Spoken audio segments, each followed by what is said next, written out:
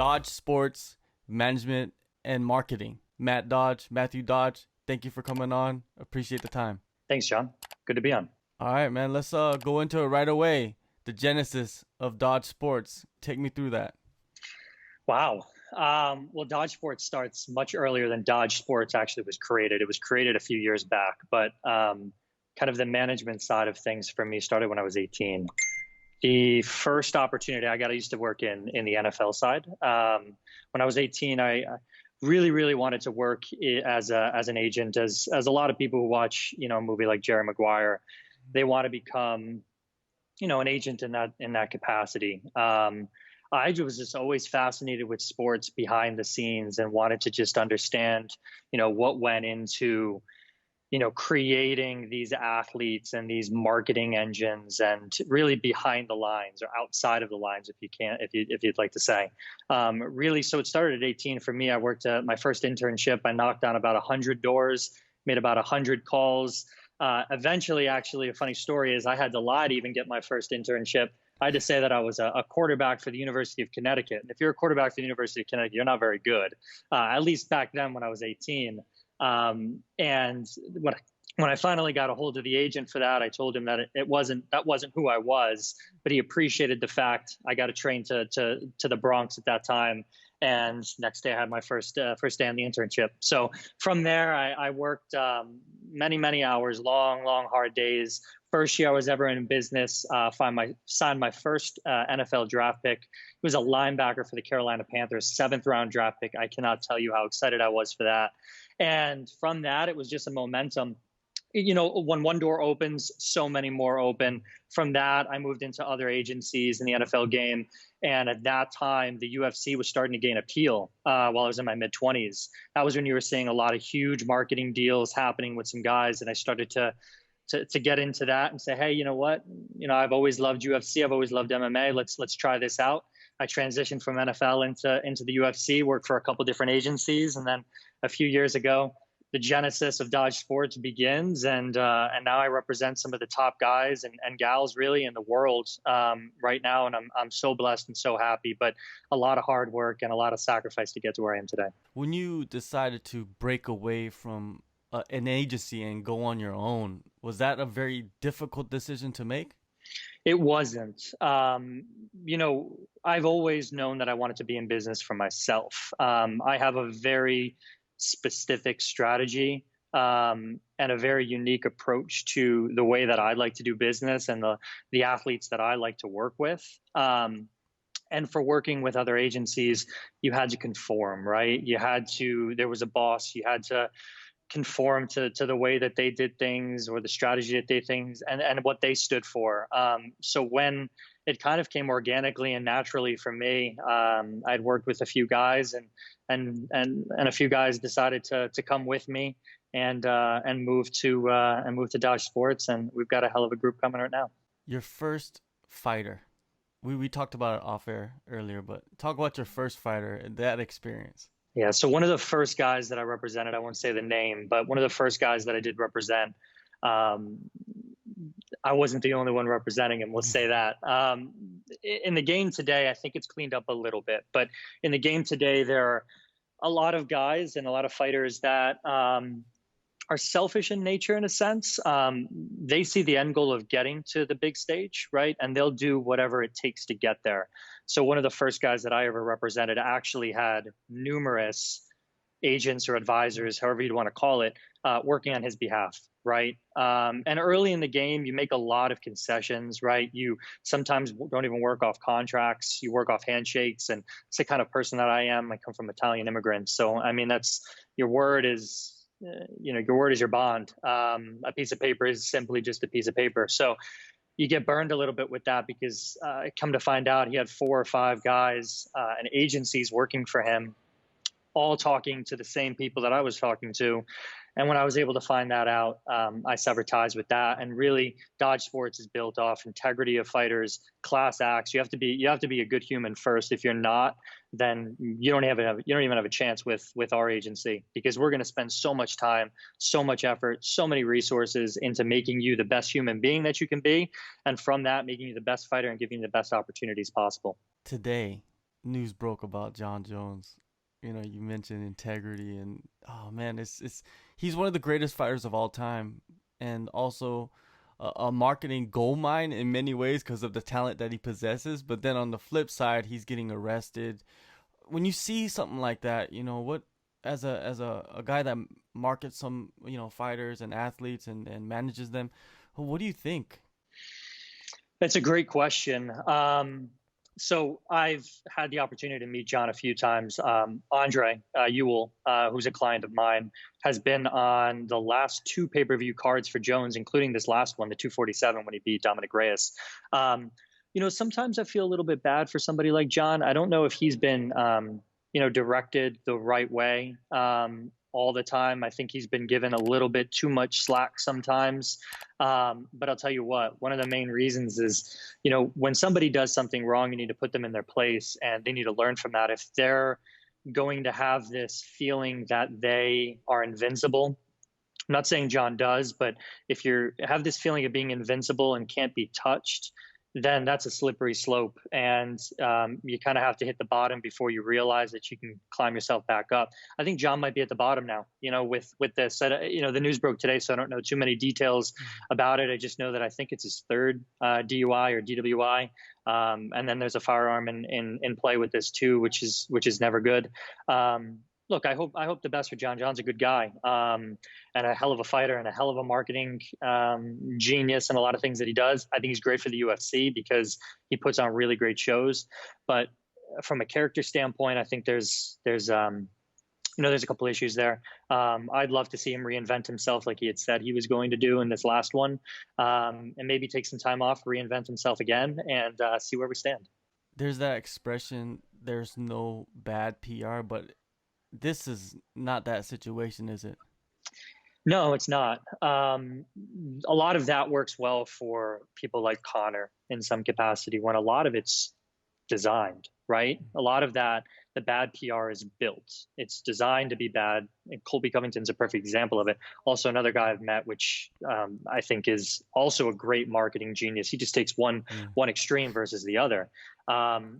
Yeah, I don't think this is bad. I talked with my colleague. I've got a team here at Dodge Sports. I talked with my colleague Joey about this earlier today, and we wondered: is this the straw that breaks the camel's back in this case? Is this when the UFC will do something about this and say that they don't stand for it, or not? Right. And I think only time will tell. I'd like more details that come out before I really elaborate too much more on it.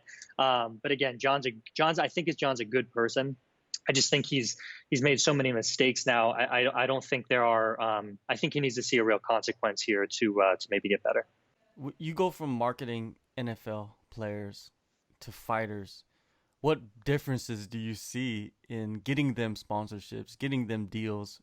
I think the biggest thing right now is that the NFL is on a different platform at a different stage than the UFC, right? The UFC and MMA is still in its infancies compared to the NFL. So you get this really strong brand loyalty behind the NFL in the United States because of what it stood for so many years. And a lot of brands want to associate themselves with that. I mean, it's a multi-billion-dollar industry that just keeps on giving, right? So there were a lot of marketing opportunities for guys that were even just drafted in the seventh round, as I mentioned, earlier. I think you're starting to see more of those in the UFC, and I think the C-level executives at the UFC are doing a really great job of marketing the UFC to the masses now, doing a lot of international pushes. If you look over the years, the amount of international shows that they're doing is increasing, which is great. And all that's doing is bringing more corporate minds and corporate eyes to the UFC, which is going to present guys with more and more opportunities. I think right now, guys at the top absolutely have tons and tons of those opportunities directly with correlation in the UFC. I mean, look at the old octagons, right? You've got a lot of big organizations, big corporations sponsoring some guys and leading the charge there. But it's my job to be creative right now. It's my job to find emerging industries and partner our fighters, our clients with them and start to build their brands up as the UFC continues to grow in marketability. Look, it's an easy sell for me. The UFC is only doing this, right? And our guys only stand for good things, and that's what brands really want to get behind. So it's an easy sell for me, and on my side, I think the difference really right now is from a marketing dollar standpoint, right?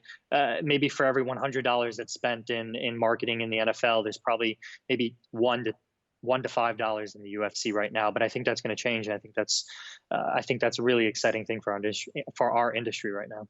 There are opportunities out there for marketing, but outside of fighting, is it hard to get deals done?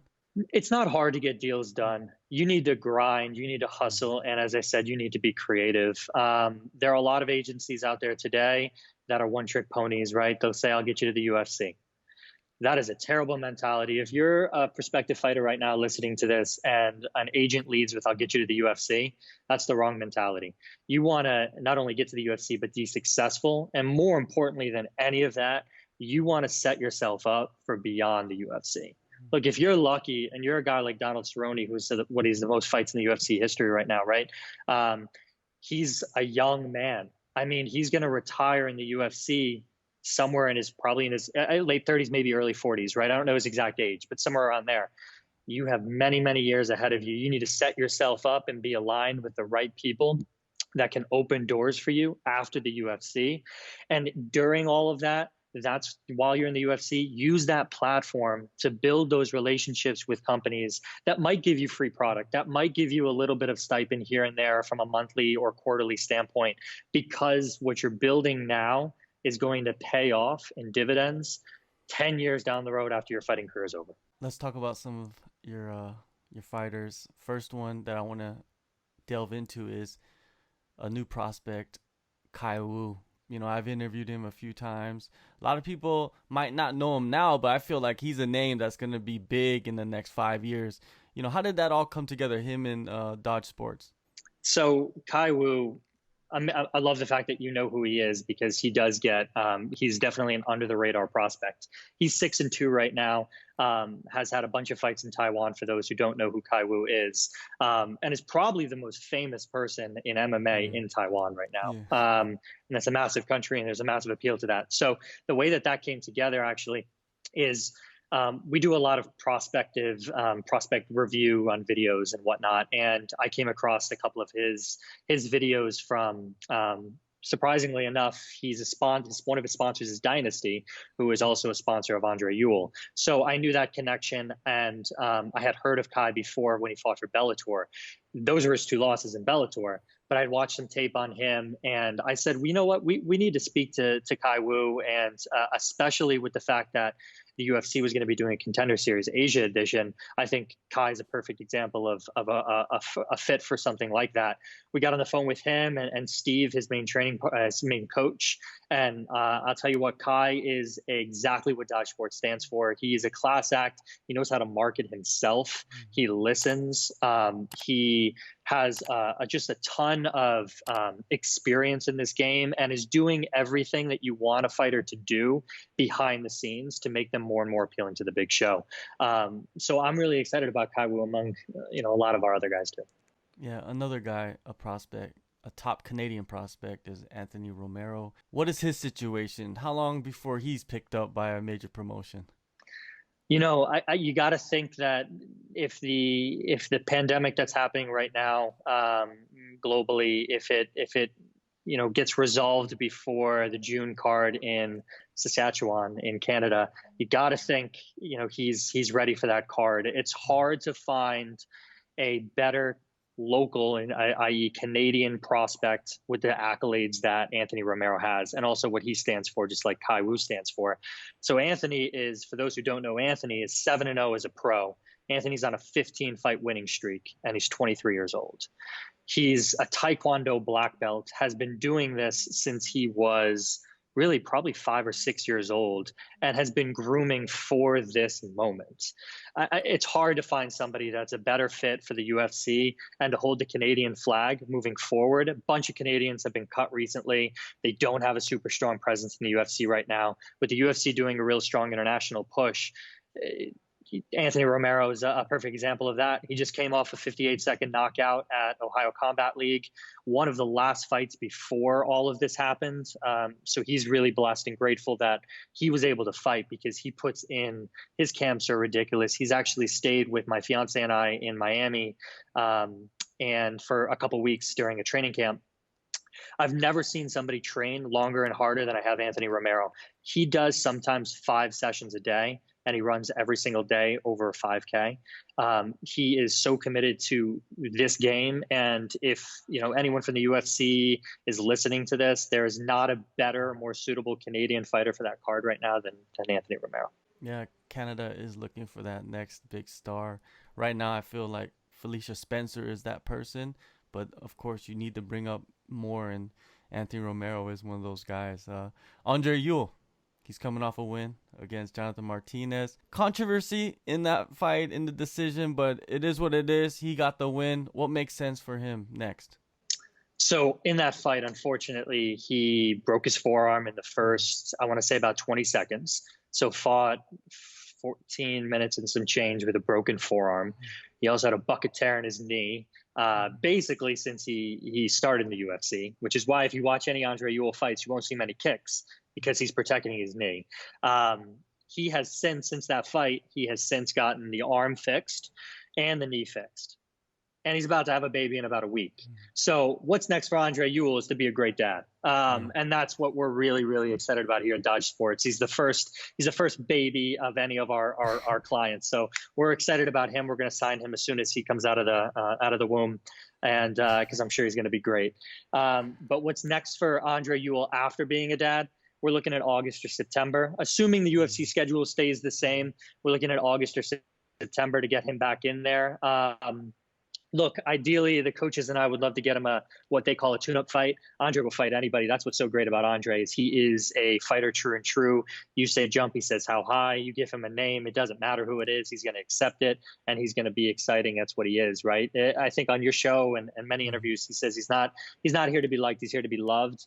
And we all love Andre Ewell for everything that he stands for. So hopefully be a really great dad. It's safe birth, given all this crap that's going on right now, and come back stronger than ever and start kicking the crap out of guys, right? Yeah, what a character, man. I loved chatting with him and then picking his brain, and yeah, he's gonna be a phenomenal parent, and yeah, it's he when you look at him, it's just like, okay, he needs that next step. That's what he needs. If he's right now, it's actually, this time of isolation is probably a blessing in disguise for him, because he can heal up. And it's funny how things work. I'm a firm believer in karma, and so is Andre. Look at all his tattoos. I mean, he's got a lot of Buddhist and Hinduism and tattoos, and he's a very spiritual person. A huge believer in karma. And after this fight, we were a little worried, right?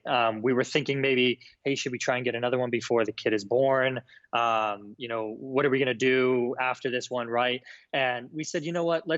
Things will work out. Let's rest and let's get you fixed up. And all of this happened. And, everybody's on the sidelines right now, and he's sitting there just healing up, and he's not missing out any time. Bantamweights aren't jumping him in opportunities or anything of that nature. Really, he's going to be ready to go August or September, which really is a perfect timeline. So it's definitely a blessing in disguise in all of this. And I hate that it's, I don't really want to call it a blessing, because obviously the pandemic is a very serious thing here, but it's nice to know that he's not getting skipped over for opportunities while he deals with the injury, and then also with the birth of his newborn.